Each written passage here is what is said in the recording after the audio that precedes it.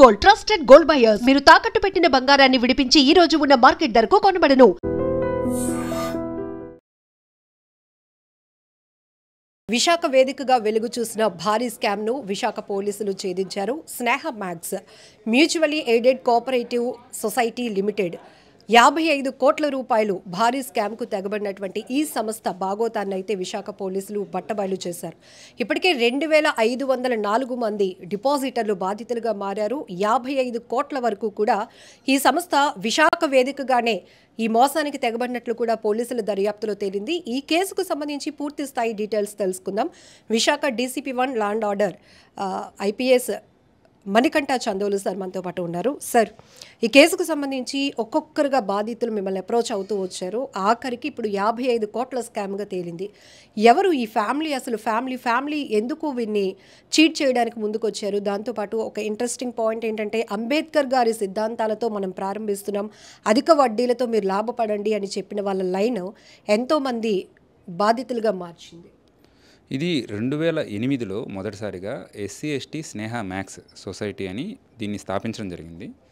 అప్పట్లో వైజాగ్లో స్థాపించినప్పుడు వైజాగ్తో పాటు రిమైనింగ్ లొకేషన్స్ పొన్నూరు మరియు హైదరాబాద్లో కూడా వీళ్ళు ఇదే సంస్థని స్థాపించి, ఇది ఎవరైతే సరే డౌన్ ట్రాడను SC/STs ఉంటారో వాళ్ళు డిపాజిట్స్ చేసినట్లయితే సరే అధిక వడ్డీలు, అంటే ఏదైతే మనకు బ్యాంక్స్ ఆఫర్ చేసే 4%, 6%, 7% ఇలాంటివి కాకుండా మోర్ దెన్ 12%, 13% ఈ రేంజ్లో వాళ్ళకి ఆశ చూపించి ఎక్కువ వడ్డీలు మేము ఇవ్వడం జరుగుతుంది అని చెప్పేసి డిపాజిటర్స్ అందరి దగ్గర కూడా డిపాజిట్స్ కలెక్ట్ చేశారు. ఇది 2008 నుంచి జరుగుతుందండి. సో అందరూ కూడా ఇనీషియల్గా ఎవరైతే సరే ఇన్వెస్ట్ చేశారో వాళ్ళకి హై రిటర్న్స్ ఇనీషియల్గా ఇవ్వడం జరిగింది. అండ్ 2014లో దీనికి రీనేమ్ చేసేసి స్నేహ మ్యాక్స్ సొసైటీగా మార్చేశారు. అండ్ అప్పటి నుంచి కూడా ఇందులో ఎవరైతే సరే ఓనర్స్ ఉన్నారో వాళ్ళు కంటిన్యూస్గా ఉన్నారు, కానీ బట్ మేనేజర్ కానీ చైర్మన్ ఇట్లా వీళ్ళు మారుతూ బోర్డ్ ఆఫ్ మెంబర్స్ మారుతూ ఉన్నారు. అలానే రీసెంట్గా 2024లో ఎవరైతే సరే డిపాజిటర్స్ చేశారో వాళ్ళు అడిగిన మొత్తం కానీ అండ్ ఇంట్రెస్ట్ కానీ ఏమి ఇవ్వడం జరగటం లేదు.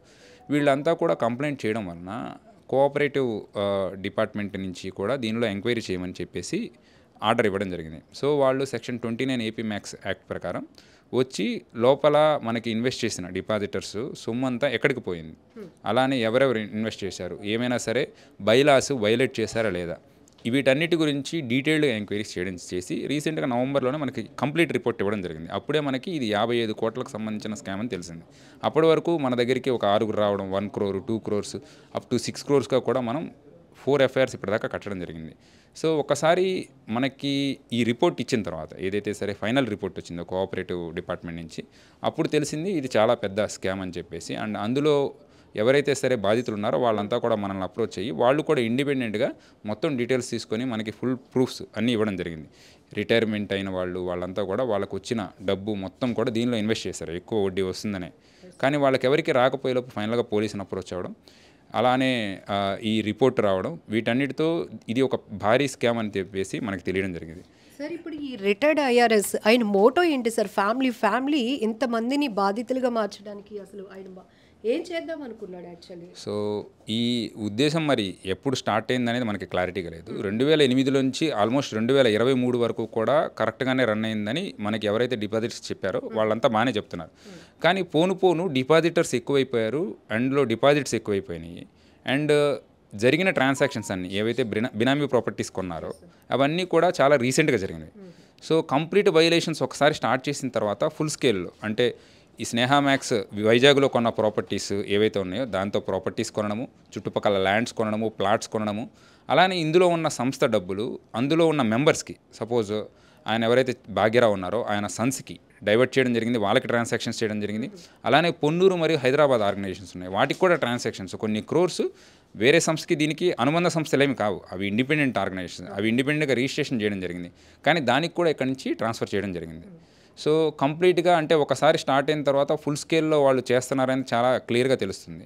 సో అప్పుడు ఇంకా బాగా నమ్మకం ఏర్పడింది, అన్ని కోట్లు కనిపిస్తున్నాయి. మరి వాళ్ళు ఇంక ఇమీడియట్గా మొత్తం అంతా డైవర్ట్ చేసేసేసి అంతా సంస్థ ఆపేసేసి మొత్తం పారిపోవడం జరిగింది. ఇనీషియల్గా పట్టుకోవడానికి మనము వీళ్ళందరికీ అన్ని రకాల ప్రయత్నాలు చేశాము, ఫారిన్ వెళ్ళే అవకాశాలు ఉన్నాయి, లుకౌట్ సర్క్యులర్స్ ఇష్యూ చేశాము. అండ్ ఎవరైతే సరే అనుబంధ సంస్థలు ఉన్నాయో దాని ఓనర్స్ని వాళ్ళందరినీ కూడా పట్టుకుంటే ఇవన్నీ షెల్ కంపెనీస్ అని క్లియర్గా తెలిసింది. సో స్లోగా మొత్తం అందరినీ కూడా మనం పట్టుకొని ఇంక్లూడింగ్ ఎవరైతే ఈ శివభాగ్యరావు ఉన్నారో ఆయన కూడా మనం రీసెంట్గా అరెస్ట్ చేసేసి రిమాండ్కి పంపించడం జరిగింది. అండ్ వాళ్ళందరినీ ఎంక్వైరీ చేసిన తర్వాత ఇప్పుడు మళ్ళీ మరొకసారి వాళ్ళందరినీ కూడా పోలీస్ కస్టడీలోకి తీసుకుంటాము.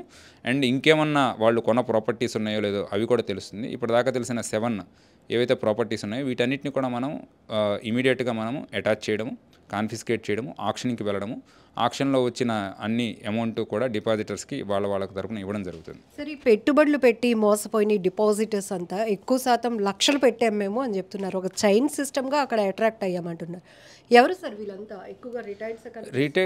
ఎక్కువగా రిటైర్డ్ ఎంప్లాయీసే ఉన్నారండి. అంటే అన్ని డిపార్ట్మెంట్స్ సంబంధించిన వాళ్ళు, రిటైర్డ్ పోలీస్ ఆఫీసర్స్ ఉన్నారు, రిటైర్డ్ రెవెన్యూ ఆఫీషియల్స్ ఉన్నారు, ఆల్ రిటైర్డ్ డిస్ట్రిక్ట్ ఆఫీషియల్స్ ఉన్నారు, చిన్న చిన్న పనులు చేసుకునే వాళ్ళు ఉన్నారు. ఇందులో అంటే ఎవరైతే సరే విక్టిమ్స్ ఉన్నారో వాళ్ళే ఒక సొసైటీ లాగా పెట్టుకొని, అంటే బాధితులం మేమంతా అని చెప్పేసి 166 మెంబర్స్ ఒక బాధిత ఆర్గనైజేషన్గా స్టార్ట్ అయితే అందులో ఉన్న 166 మెంబర్సే మోర్ దెన్ 27 lakhs, అంటే 50% అరౌండ్ 166 మెంబర్స్. అంటే వీళ్ళే రిటైర్మెంట్లో సపోజ్ నాకు 50 లక్షలు వచ్చింది, నేను ఎక్కడో పెట్టడం ఇష్టం లేకుండా బ్యాంకులు ఇవన్నీ చాలా తక్కువ వడ్డీ ఇస్తాయని వీళ్ళు ఆల్రెడీ ఆల్మోస్ట్ 17 సంవత్సరాల నుంచి రన్ చేస్తున్నారు కాబట్టి ఎక్కువ వడ్డీ వస్తుంది కాబట్టి ఇందులో పెట్టేశారు. సో దానివల్లనే వాళ్ళు ఎక్కువ లక్షల్లో పెట్టడం జరిగింది. సార్, రెగ్యులర్గా ఈ తరహా భారీ స్కామ్లు వెలుగు చూస్తున్నా, పబ్లిక్ని మీరు ఎప్పటికప్పుడు అవేర్ చేస్తున్నా, ఎందుకంటే ఎక్కడైనా ఒక రూపాయికి 10 రూపాయలు వస్తుంది అంటే అది ఖచ్చితంగా స్కామే, ఫ్రాడే, ముందే మీరు తెలుసుకోండి అని మీరు చెప్తున్నా కూడా ఒక రకంగా చెప్పాలంటే అత్యాస్ కావచ్చు, ఇంకొక వాళ్ళ మోటో కావచ్చు, పబ్లిక్ని ఎలా అవేర్ చేస్తారు?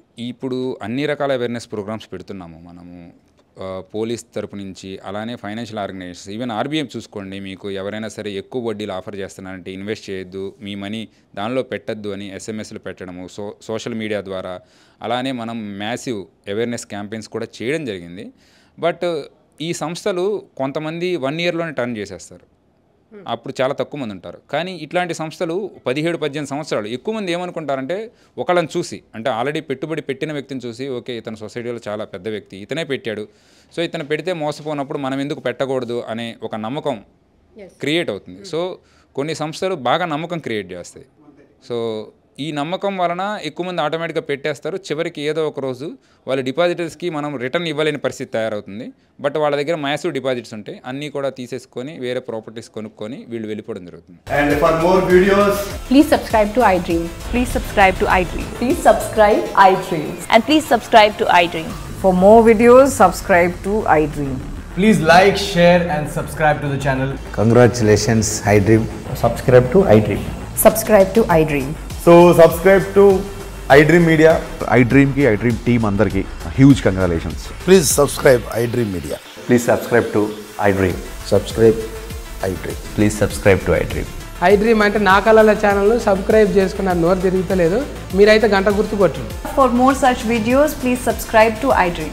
Subscribe to iDream. Please subscribe to iDream. Please subscribe iDream Media. Please do subscribe to iDream. Please subscribe to iDream Media. For best entertainment and information, please subscribe iDream. And don't forget to subscribe to iDream.